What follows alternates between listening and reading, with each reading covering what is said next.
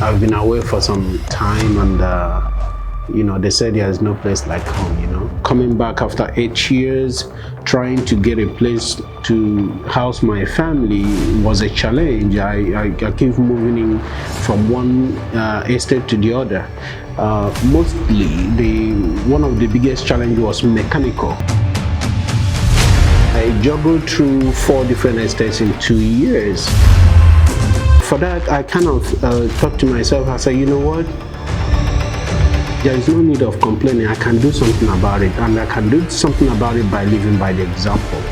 And that was the reason why I ventured into this, and it's been fun.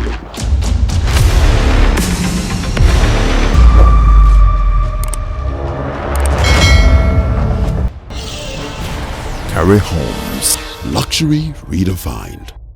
I'm just an average man, trying to do the right thing.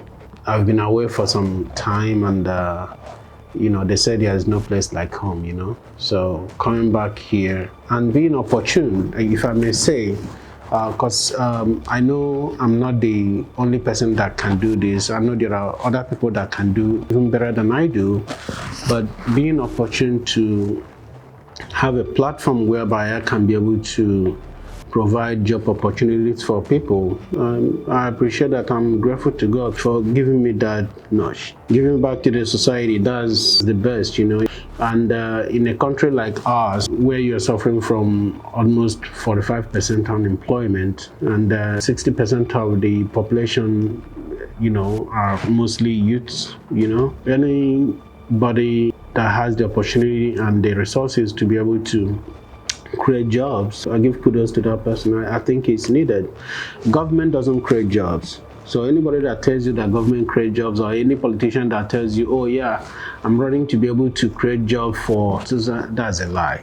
The only thing government does is create an enabling environment so that businesses can thrive and be able to create jobs. Government alone cannot build this country. In everything that you do, if you don't have passion, if you're in it just for the money, it's not going to go anywhere. I have passion for what I do, and not only in real estate, in everything that I have ventured in my life. I don't see my work as work, I see it as a hobby. When I came here 2017, I believe 2017, and based on my experience, and that is inadequate in housing development, and a lot of greed in the industry. Coming back after 8 years, trying to get a place to house my family was a challenge. I keep moving in from one estate to the other.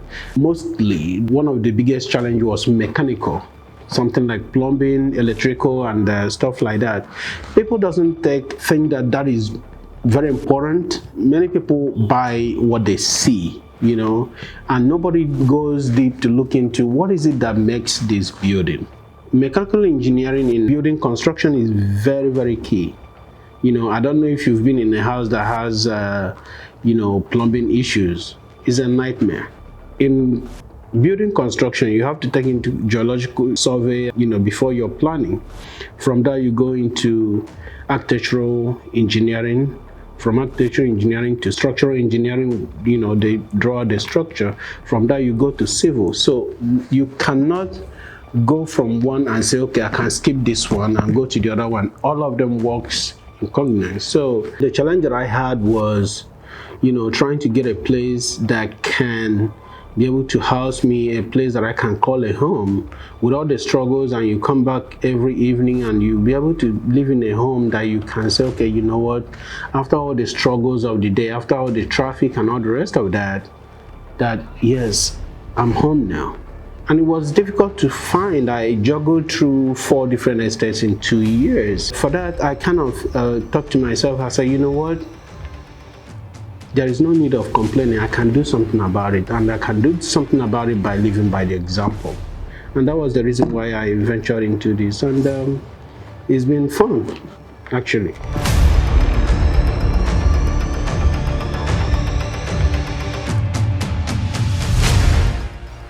I'm an investor. Most investors invest in the future. When I came here in 2017, 𝗖𝗢𝗡𝗘𝗖𝗧 was not what it is today. Okay? It was barely a very cheap place that you can get land and stuff like that. Before I came here, I started hearing about 𝗖𝗢𝗡𝗖𝗧, what is going on in 𝗖𝗢𝗡𝗖𝗧, and I started reading about it, and I started looking at the master plan for 𝗖𝗢𝗡𝗖𝗧, and I was kind of amazed. I was proud of Lagos and Nigeria in general. I was like, okay, you know what? Something is going on. Okay, so I started asking questions about 𝗖𝗢𝗡𝗖𝗧, and I came and I saw and I said, hey, I want to be part of this. At that time, it doesn't actually make sense investing in that area. So everybody keep asking me, why are you going to that area? That time I was staying at Chevron area. So going to 𝗖𝗢𝗡𝗖𝗧 is like me going to another state. Okay. But I wanted to take the leap, you know. So I went there and I see what was going on. At that time, Dangote refinery wasn't what it is now. There was still some feeling at that time. And I went inside Dangote refinery. It took me hours to drive through the refinery. It was a massive, it's like a city, you know. No construction going on, you know. If there are construction, it's just electricals and other things coming on. So I saw it for what it is. That time they haven't even started the seaport and other factories that are there now. So I saw future in it. Now I have two places in mind, 𝗖𝗢𝗡𝗖𝗧 and 𝗖𝗢𝗡𝗖𝗧. And I saw 𝗖𝗢𝗡𝗖𝗧 for the fly, you know, the flamboyancy, okay? But I saw 𝗖𝗢𝗡𝗖𝗧 as the future. And that was the reason why I chose 𝗖𝗢𝗡𝗖𝗧, yeah. And up to today, some people still think that I'm wrong, you know, I might have been boneheaded in my decision making, and I'm hoping to be exonerated.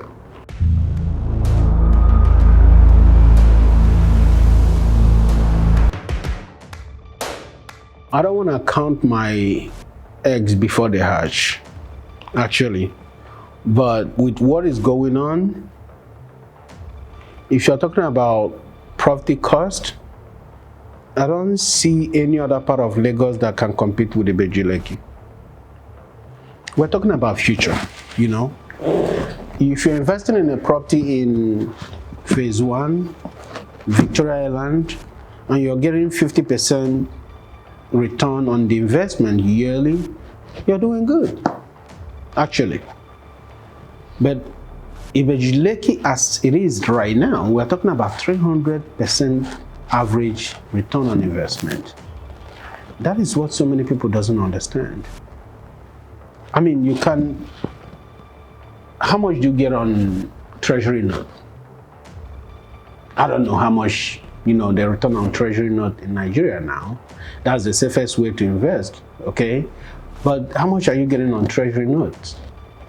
And if to compare with anything, I mean, anywhere in the world, I don't know where you can, except those that invested in crypto right from the beginning that were able to cash in and make about 1,000% investment, you know? But this is not crypto. This is real deal, okay? And one good thing about real estate in Nigeria is this. In US, real estate evaluation is based on trend. So I'll give you an example.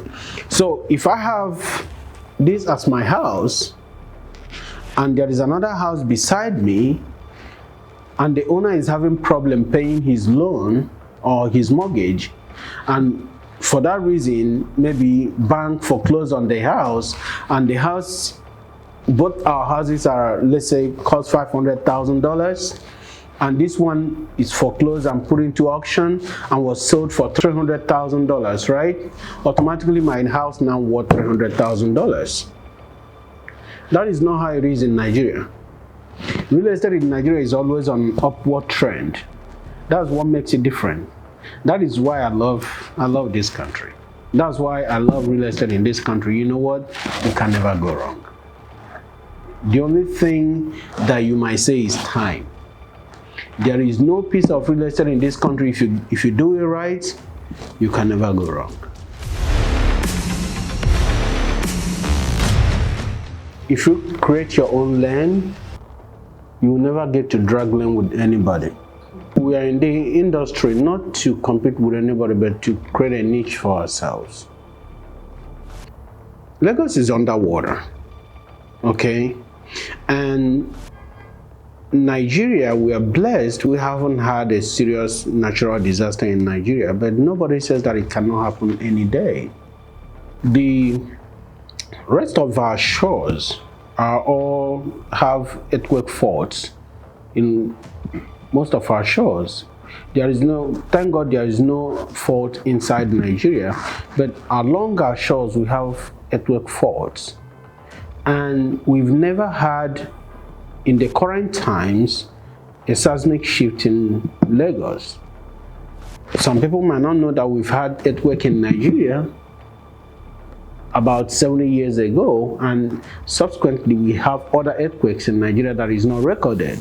If it is in US where everything is recorded, where there are data collection and all the rest of that, that could be in the face of people. It just also, like building collapses, is becoming an epidemic in Nigeria, and nobody is talking about it because what?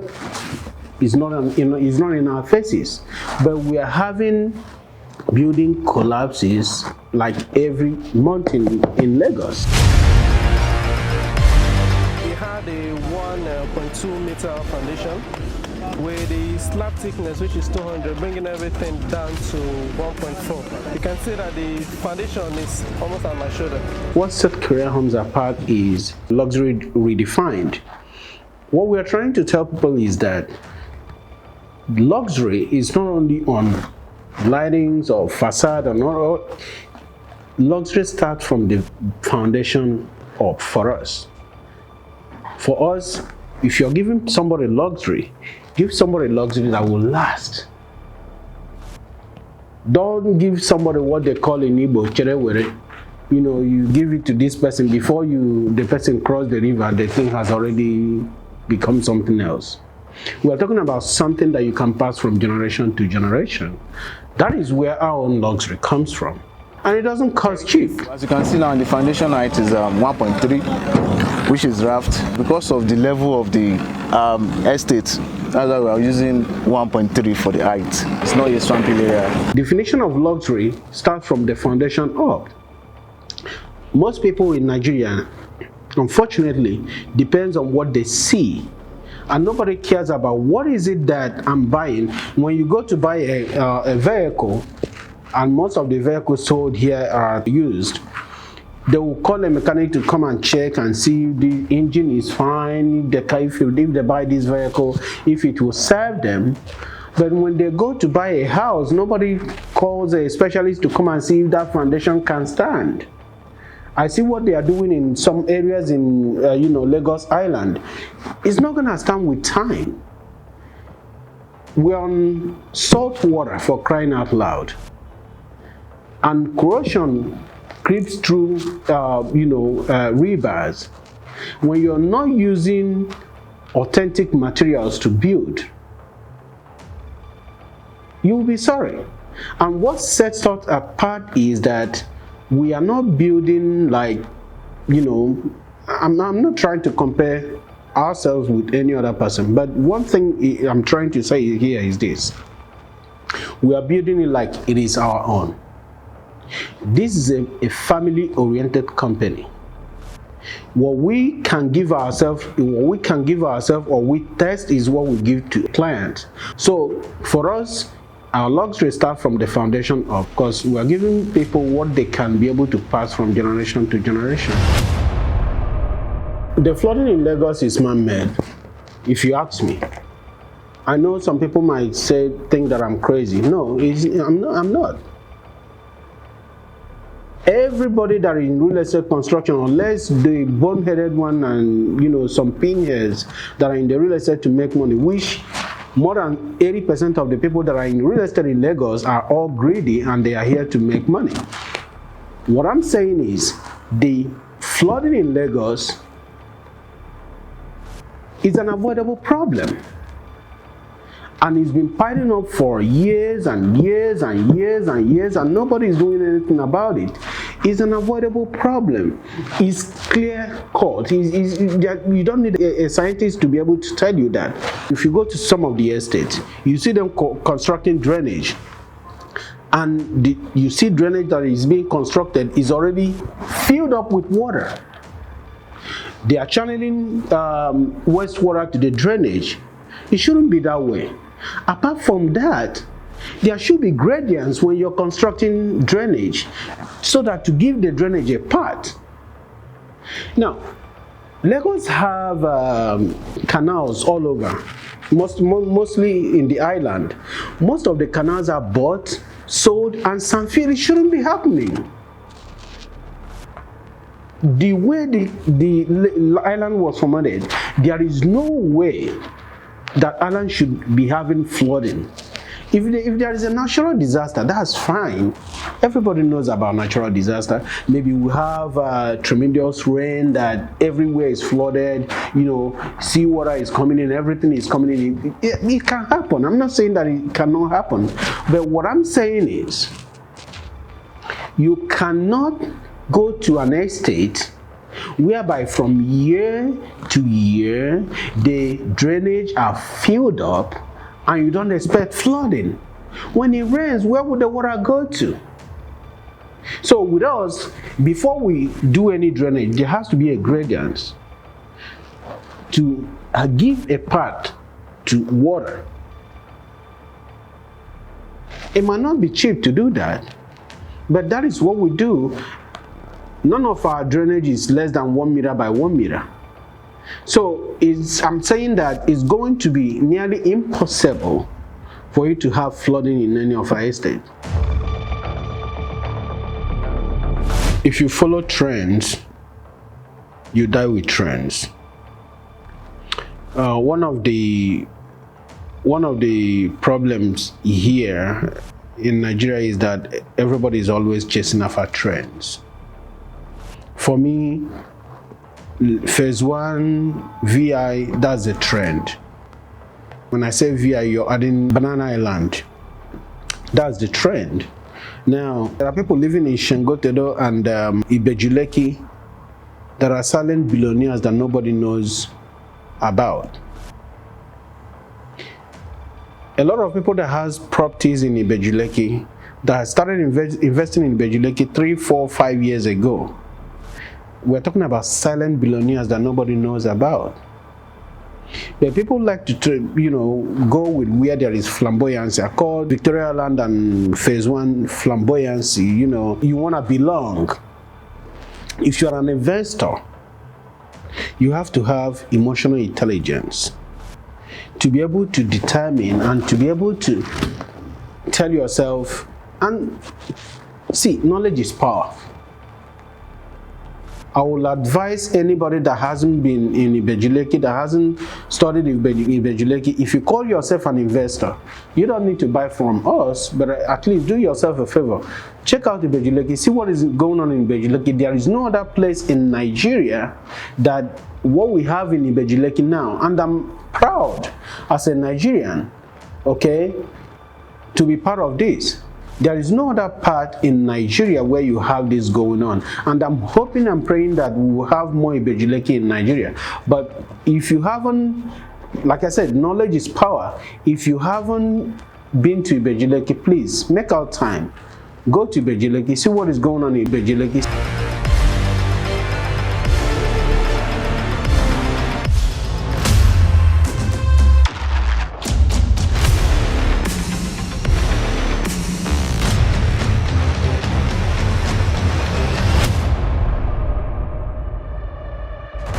We have Hamlet apartment going on at 𝗖𝗢𝗡𝗖𝗧. When you try to convince people, let me put it this way, you have to sit down before you can invite somebody else to sit. So if I'm not doing anything in 𝗖𝗢𝗡𝗖𝗧 and I'm telling people to, hey, come and see what is going on in 𝗖𝗢𝗡𝗖𝗧, they will think that I'm actually making a joke or something like that. When we started Hamlet apartment, it was pretty much a forest. Okay, so we started there. A lot of people think that I'm crazy going in, opening a forest and starting something inside the forest. But if you believe in what you're doing and you believe in your own convictions that you're doing the right thing, there's going to be a lot of naysayers. Okay, just focus. That's the thing. So Hamlet Apartment is one of our projects. That will be our first project in that area, and it's pretty much about 280 units. And the reason why we decided to start with Hamlet Apartment is because of what is going on in Ipejuleke. In the next 12 to 24 months, there's going to be over 100,000 new workers that will be needing a place to stay in Ipejuleke, and there is no housing in Ipejuleke. Okay, all the houses that are there are still local housing. Most of the expatriates that are working in Ipejuleke are coming all the way from Banana Island. Some of them are coming all the way from VI. Some of them are coming all the way from Phase 1. That is cost to the company that they are working for. But this company do not have a choice. They do not have a choice because there is no housing in Ipejuleke. We are one of the first, if not the first, apartment complex in that area. And the reason why we are doing that is we're taking into consideration about the population flow, that they are doing the road construction now. The seaport is ready. Dangote refinery is yet to be opened. The fertilizer plant is up and running. I'm amazed at what they are doing there. The road construction is going with a very massive speed. I went there the other day, and the quality is something that is going to last for some years. Once that road construction is finished, Dangote refinery is opened. The seaport that is ready is opened.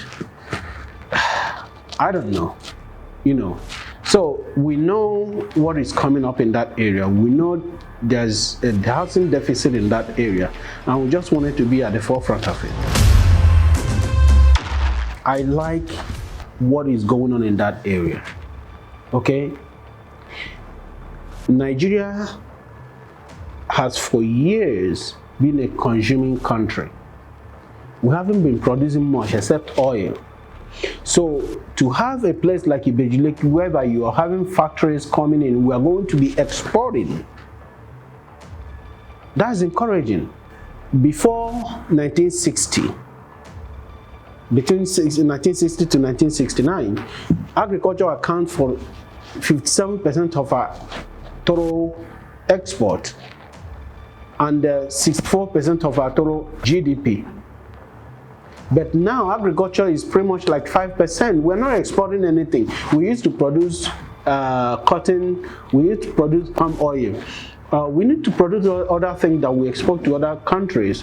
But everybody got drunk with crude oil and forget about every other thing that makes this country what this country is. There is a reason why our flag is green, white, green. If Ipejuleke, as the face of industrialization in Nigeria, that's how I call it, should put us back on the world map, change the trajectory in export from this country, it's something to be part of, and I'm happy and I'm proud to be part of it. Yes.